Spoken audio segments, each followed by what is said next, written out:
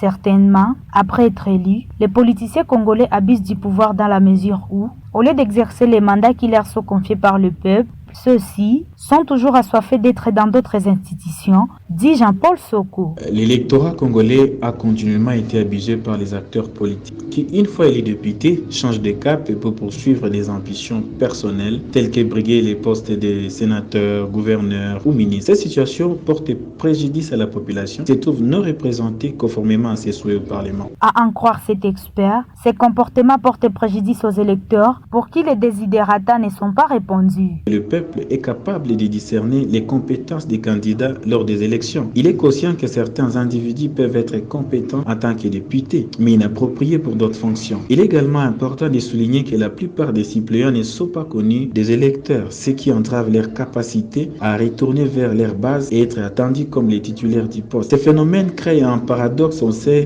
du poste de député, car celui-ci est élu pour exprimer la volonté du peuple devant toutes les instances. Malheureusement, la pratique des cumuls des fonctions par ces élus porte préjudice à la population. Pour mettre fin à cette pratique mafieuse, notre source propose que la loi électorale congolaise soit révisée afin que tous les élus restent exclusivement au sein des assemblées provinciales et nationales, car c'est pour ce poste que le peuple a exprimé sa volonté à faveur de ces individus. En guise de rappel, la loi électorale congolaise favorise un certain machiavélisme politique, d'où les députés postulent à autant de postes possibles, alors que c'est le peuple qui les élit pour les représenter au sein de l'Assemblée.